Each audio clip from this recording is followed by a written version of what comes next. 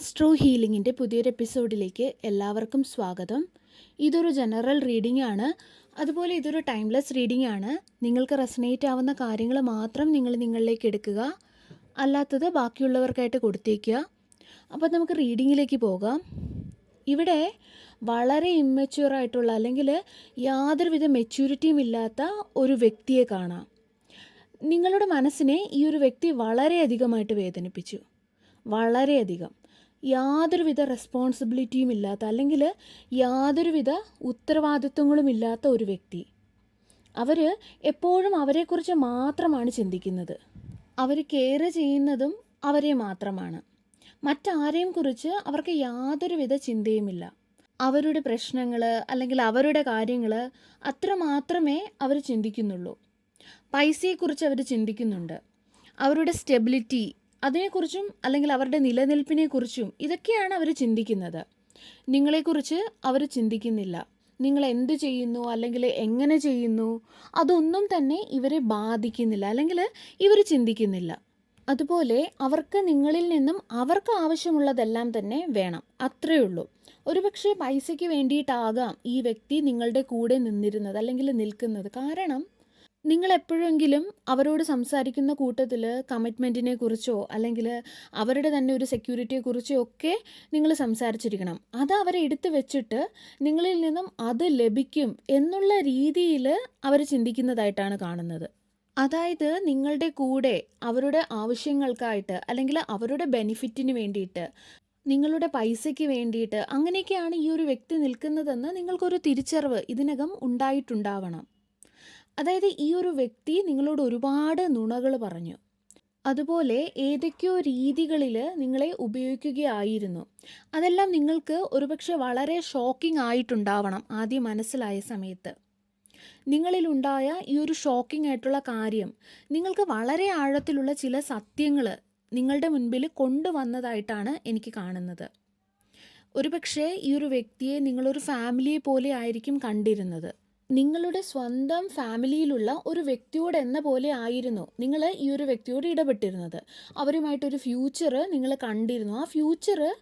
ആ ഫ്യൂച്ചറിൽ ഈ ഒരു വ്യക്തിയും ഉണ്ടാകണം എന്നൊക്കെ നിങ്ങൾ ആഗ്രഹിച്ചിരുന്നു. ഇത്രയൊക്കെ ഇവർ നിങ്ങളോട് കാണിച്ചതിന് ശേഷവും അല്ലെങ്കിൽ വേദനിപ്പിച്ചതിന് ശേഷവും നിങ്ങൾ ഈ വ്യക്തിയുടെ കൂടെ അല്ലെങ്കിൽ ഈ ഒരു വ്യക്തിക്ക് വേണ്ടിയിട്ട് നിന്നിരുന്നതായിട്ട് കാണാം. പക്ഷേ ഈ ഒരു വ്യക്തിയുടെ യഥാർത്ഥ സ്വഭാവം അല്ലെങ്കിൽ യഥാർത്ഥമായിട്ടുള്ള അവരുടെ ഉദ്ദേശങ്ങൾ എല്ലാം തന്നെ പുറത്തു വന്നു. ഇവിടെ ഒരു സ്ത്രീയുടെ എനർജിയാണ് എനിക്ക് കാണാൻ സാധിക്കുന്നത്. സ്ത്രീ തന്നെ ആകണമെന്നില്ല, നിങ്ങൾക്ക് റെസനേറ്റ് ആവുന്ന രീതിയിൽ നിങ്ങൾക്ക് എടുക്കാം. പക്ഷേ ഇവിടെ എനിക്കൊരു സ്ത്രീയുടെ എനർജിയാണ് കാണുന്നത്. ഈ ഒരു വ്യക്തിയുടെ റിയാലിറ്റി നിങ്ങളുടെ മുൻപിൽ വന്നു. ആ ഒരു വ്യക്തി അവരുടെ പവർ ഉപയോഗിച്ചിട്ട് നിങ്ങളെ അവരിലേക്ക് ഒബ്സസ്ഡ് ആക്കിയതുപോലെയാണ് എനിക്ക് തോന്നുന്നത്.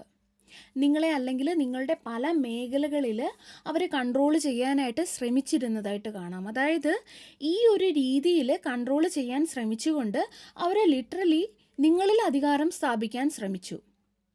ചില ആൾക്കാർക്കൊക്കെ ഈവൻ നിങ്ങളിൽ അങ്ങനെ ഒരു ബന്ധം ഈ ഒരു വ്യക്തിയായിട്ട് ഇല്ലാത്ത സാഹചര്യത്തിൽ പോലും നിങ്ങളുടെ പല മേഖലകളിലും അവർ കൈകടത്താനായിട്ട് ശ്രമിച്ചു അല്ലെങ്കിൽ അധികാരം കാണിക്കാൻ ശ്രമിച്ചതായിട്ട് കാണാം. അതുപോലെ നിങ്ങളിൽ നിന്ന് ബെനിഫിറ്റ് എടുത്തുകൊണ്ട് ഇവർ പോകാൻ തയ്യാറാകാതെ ഇരിക്കുന്നതായിട്ടാണ് എനിക്ക് ഫീൽ ചെയ്യുന്നത്. അല്ലെങ്കിൽ അങ്ങനെ ഒരു സിറ്റുവേഷൻ നിങ്ങളുടെ ലൈഫിൽ ഉണ്ടായിരുന്നു. എല്ലാം നിങ്ങൾ മനസ്സിലാക്കി എന്ന് ഇവർ മനസ്സിലാക്കിയതിന് ശേഷവും, അതായത് ഇവരുടെ ഉദ്ദേശങ്ങളെല്ലാം എന്താണെന്ന് നിങ്ങൾ മനസ്സിലാക്കിയതിന് ശേഷവും ഇവർ വളരെയധികം കൺഫ്യൂസ്ഡ് ആയിരുന്നു. അതായത് ഇവർക്ക് നിങ്ങളെ ഏതെങ്കിലുമൊക്കെ രീതിയിൽ തകർക്കണമെന്നായിരുന്നു പിന്നീടുള്ള ഇവരുടെ ഉദ്ദേശം എന്ന് പറയുന്നത്. അതുപോലെ ഇവിടെ ടവർ കാർഡ് കാണിക്കുന്നത് ഇവർ ഏതൊക്കെയോ രീതിയിൽ ആക്ഷൻ എടുക്കുന്നുണ്ട്. അവരുടേതായിട്ടുള്ള ഒരു രീതിയിൽ അവർ എന്തൊക്കെയോ ചെയ്യുന്നുണ്ട്. നിങ്ങളെ ഭയപ്പെടുത്തിക്കൊണ്ട് അല്ലെങ്കിൽ ഇമോഷണലി ബ്ലാക്ക്മെയിലൊക്കെ ചെയ്തുകൊണ്ട് ആണ് ഇവർ ഈ രീതിയിൽ ആക്ഷൻ എടുക്കുന്നതായിട്ടാണ് എനിക്ക് തോന്നുന്നത്. ഇവരിപ്പോൾ എന്തു തന്നെയായാലും വളരെയധികം കൺഫ്യൂസ്ഡ് ആണ്. നിങ്ങളെ ഏത് രീതിയിൽ തകർക്കാം അല്ലെങ്കിൽ ഇമോഷണലി നിങ്ങളെ തകർക്കാമോ എന്നുള്ള പ്ലാനിങ് ആണ് ഇവർ ചെയ്യുന്നത്.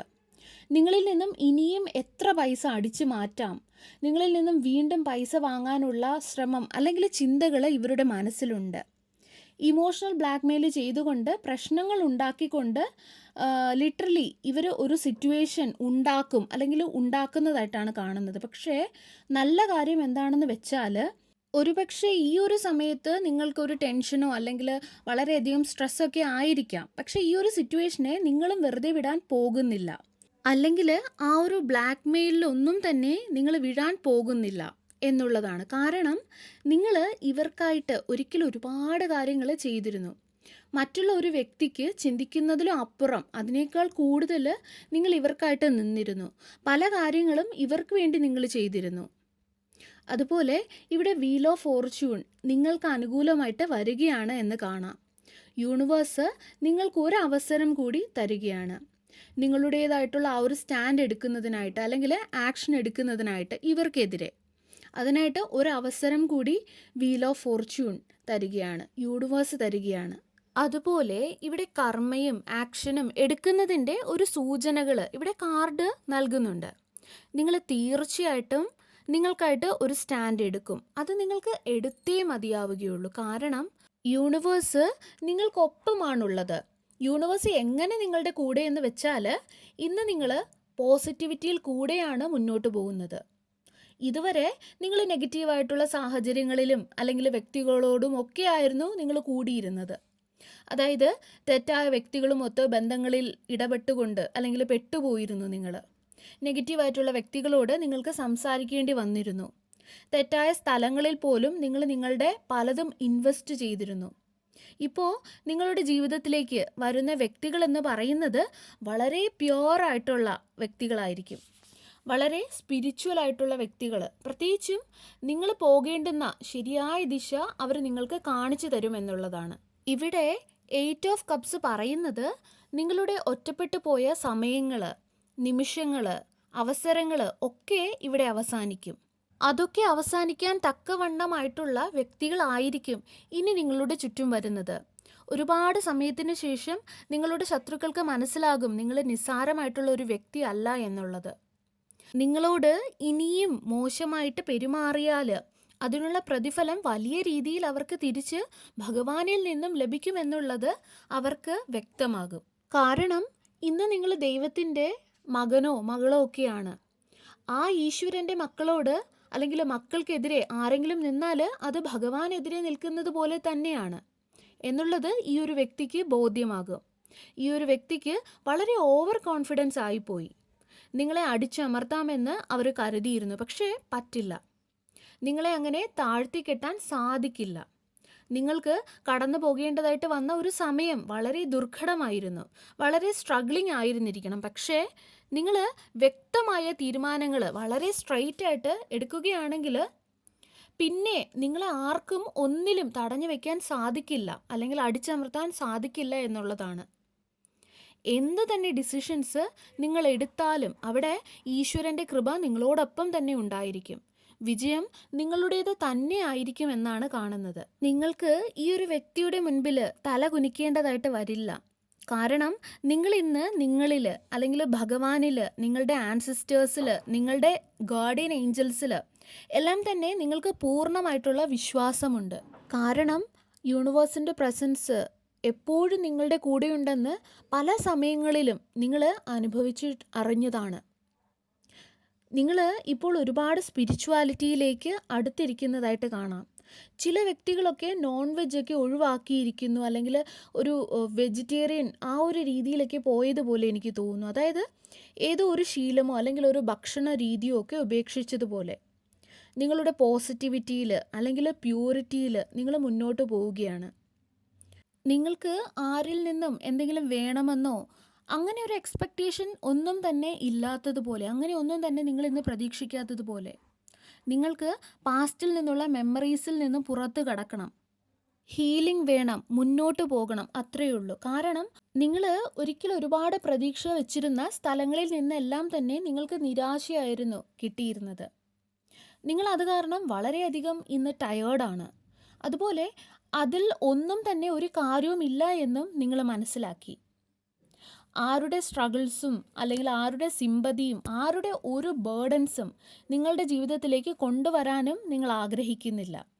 ആ ഒരു രീതിയിൽ നിങ്ങൾ ക്ഷീണിതനാണ് അല്ലെങ്കിൽ ക്ഷീണിതയാണ് എന്ന് കാണാം. നിങ്ങൾ സമാധാനം മാത്രമാണ് ആഗ്രഹിക്കുന്നത്. യൂണിവേഴ്സ് നിങ്ങളുടെ കൂടെയുണ്ട്. നിങ്ങളുടെ എല്ലാ കാര്യങ്ങളും നിങ്ങൾക്ക് അനുകൂലമായി തന്നെ തുടരും.